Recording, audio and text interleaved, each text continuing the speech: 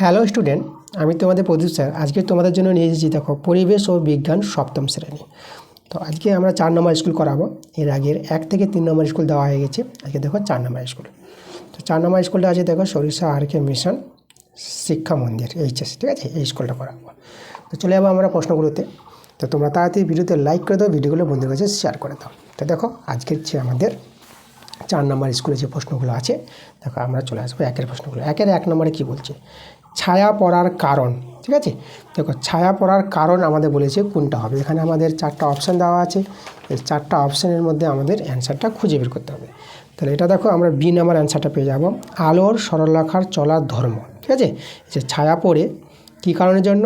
আলোর সরলরেখায় চলার ধর্ম। আমরা জানি যে আলো সরলরেখায় চলে, ঠিক আছে? এটা খুবই ইম্পর্টেন্ট একটা ধর্ম।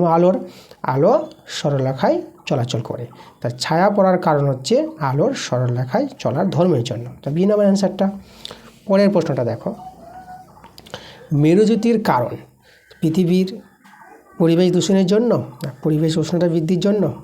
তো আমাদের দেখো এই অ্যান্সারটা আসবে মেরুজ্যোতির যেটা কারণ, সেটা আমাদের 2 নম্বর অ্যান্সারটা পেয়ে যাব। দেখো এই যে পৃথিবী একটি বিরাট চুম্বক, তার যে প্রভাব, এই জন্য মেরুজ্যোতির সৃষ্টি হয়, ঠিক আছে? যেটাকে অ্যারোরা বলা হয়, মেরুজ্যোতি বা অ্যারোরা।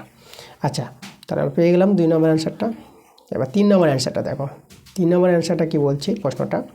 3 নম্বর প্রশ্নটা বলছে ইলেকট্রিক ইস্ত্রিকে গরম হতে সাহায্য করে যে তার, সেটি হলো, সেটা কোনটা হবে এখানে? তো অ্যান্সারটা এখানে আমাদের আসবে সি নাম্বারে আসবে, এটা হচ্ছে নাইক্রোম তার।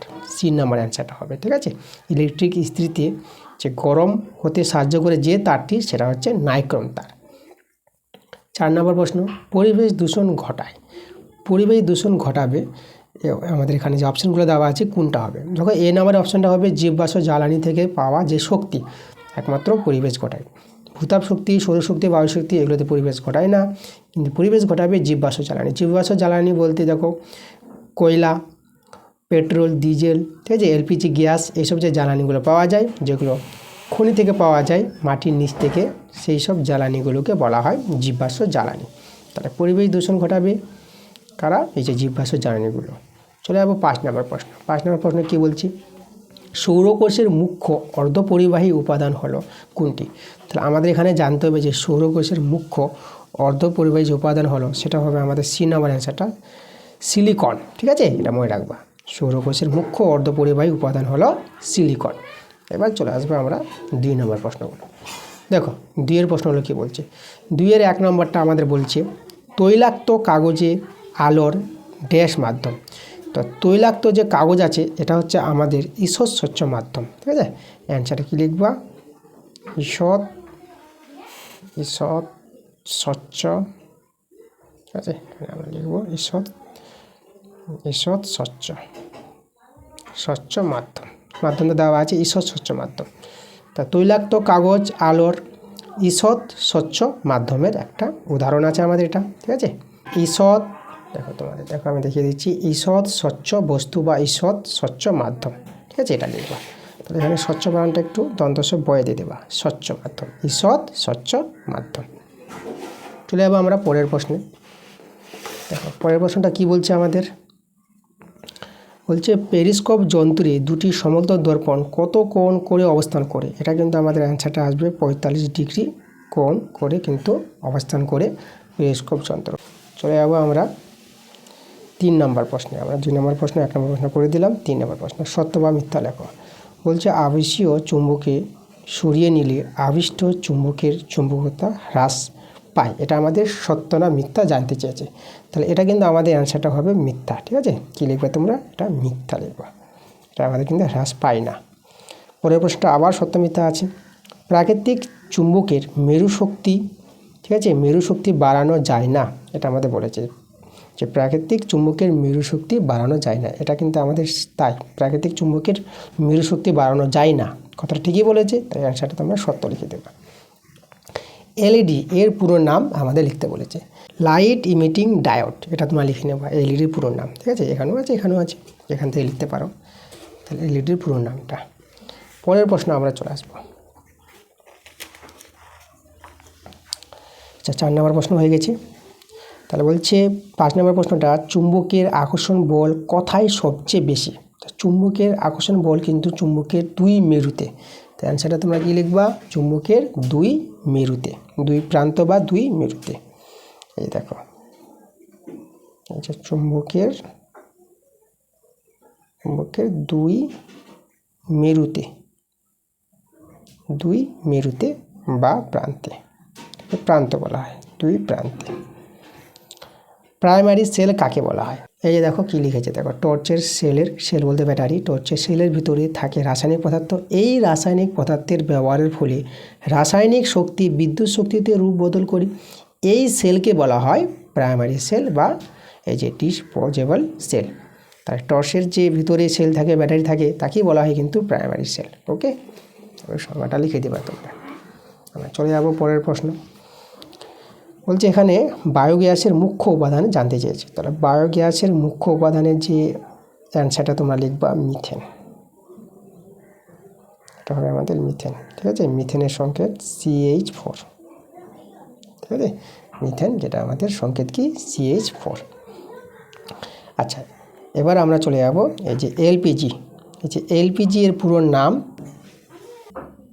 তাহলে এলপিজির পুরো নামটা তোমরা লিখবা। দেখো এই যে অ্যান্সারটা এভাবে লিখবা, লিকুইফাইড পেট্রোলিয়াম গ্যাস, ঠিক আছে। লিকুইফাইড পেট্রোলিয়াম গ্যাস, এটা হচ্ছে এলপিজির পুরো নাম। এভাবে তোমরা অ্যান্সারটা লিখে নিবা। চলে যাবো আমরা পরের প্রশ্ন। এখানে দেখো আমাদের যেটা বলেছে 8 নম্বর প্রশ্নটা, চুম্বকের যে অঞ্চলে আকর্ষণ ক্ষমতা নেই তাকে কি বলে? তাকে উদাসীন অঞ্চল বলা হয়। উদাসীন অঞ্চল, ঠিক আছে, উদাসীন অঞ্চল বলা হয়। এরপরে বড় প্রশ্নগুলো আছে, বড় প্রশ্ন বই থেকে পেয়ে যাবো। আমরা কিন্তু চলে যাব লাইফ সায়েন্সে। দেখো লাইফ সায়েন্সের 1 নম্বর প্রশ্নগুলো আমি বলবো।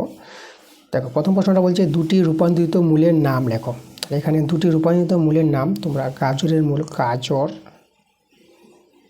ও একটা মিষ্টি আলু, মিষ্টি আলু, তোমরা অ্যান্সার দিয়ে দেবা। 2 নম্বর প্রশ্ন, একটি রূপান্তরিত মৃদগত কাণ্ডের নাম লেখো। এটা তোমরা আলু লিখবা, অ্যান্সারটা আলু। পত্রমূলের কাজ কি? তোমাদের যে পরিবেশ বইতে 187 পাতায় দেখো এখানে যে পত্রমূল আছে, পত্রফলকের কাজও দিয়েছে, পত্রবৃন্দের কাজ দেওয়া আছে। আর পত্রমূলের কাজ দেখো C নাম্বার, পত্রফলককে ধরে রাখা। তো পত্রফলককে ধরে রাখা এটাই আমাদের পত্রমূলের কাজ, পত্রফলককে ধরে রাখা। আমি যদি এখানে তোমাদের লিখে দিই, পত্রফলককে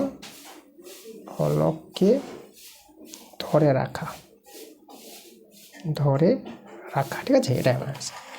এবার দেখো 4 নম্বর প্রশ্ন, বৃত্তির কাজ কি? দেখো বৃত্তির কাজ যেটা আমাদের জানতে চেয়েছে, এই যেখানে লেখা আছে বৃত্তি বা ক্যালিক্স কাকে বলে, এর কাজ কি? তো দেখো এখানে বৃত্তির কাজ দেওয়া আছে। দেখো 2টো কাজ দেওয়া আছে। বৃত্তির কাজ হলো কুড়ি অবস্থায় ফুলের অন্যান্য স্তবকগুলির উষ্ণতা, রোদ, বৃষ্টি, কীটপতঙ্গের আক্রমণ ও বাইরের আঘাত থেকে রক্ষা করে। 2 নম্বরে সবুজ বৃত্তি উদ্ভিদের সালোক সংশ্লেষ প্রক্রিয়ায় সাহায্য করে, ঠিক আছে। এভাবে তোমরা কাজটা লিখে দেবা। আমরা চলে যাব পরের প্রশ্ন। দেখো এখানে আমাদের দিয়েছে গুচ্ছিত ফল কাকে বলে। তাহলে আমরা পরিবেশ বই থেকে চলে যাব, গুচ্ছিত ফল কাকে বলে।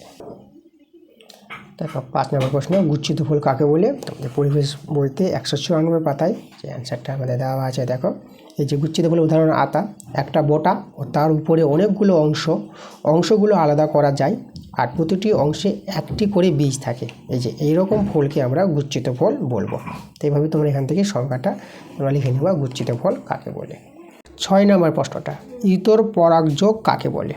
ইতর পরাগযোগ তোমাদের পরিবেশ বই থেকে 203 পাতায় তোমরা চলে যাবা। দেখো আমাদের সংজ্ঞাগুলো দেওয়া আছে। ইতর পরাগযোগ কাকে বলে? তোমাদের এই যে দেখো যে ইতর পরাগযোগ কাকে বলে, কোনো ফুলের পরাগরেণু যখন এইরকম অন্য উদ্ভিদের মূলে কর্মমণ্ডে পড়ে বা স্থানান্তরিত হয় তখন এই ঘটনাকে ইতর পরাগযোগ বলে, ঠিক আছে। এখান থেকে অ্যান্সারটা তোমরা নিয়ে নেবা।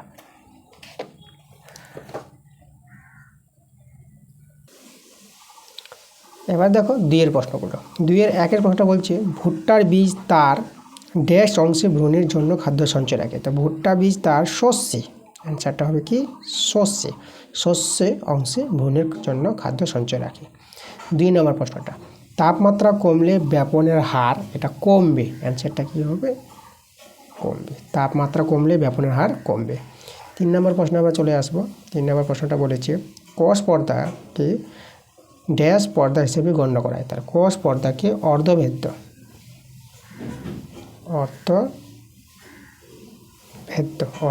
পর্দা হিসেবে গণ্য করে। অর্ধভেদ্য যেটা অভিশ্রবণে দেখা যায়, অর্ধভেদ্য পর্দা। 4 নম্বর প্রশ্ন দেখো, ছলা মোটর বীজ ড্যাশ অঙ্কুরোদ্গম দেখা যায়। তা ছলা এবং মোটর বীজে মৃদবর্তী, তোমরা লিখবো অ্যান্সারটা মৃদ, ঠিক আছে, মৃদবর্তী অঙ্কুরোদ্গম দেখা যায়। এরপরে বড় প্রশ্নগুলো আছে, ঠিক আছে, আমি অবজেক্টিভ প্রশ্নগুলো পড়িয়ে দিলাম। এই ছিল আমাদের আজকের ক্লাস, ঠিক আছে। পরবর্তী ক্লাস তাড়াতাড়ি আসবে, তোমরা ক্লাসগুলো মনোযোগ সহকারে দেখতে থাকো।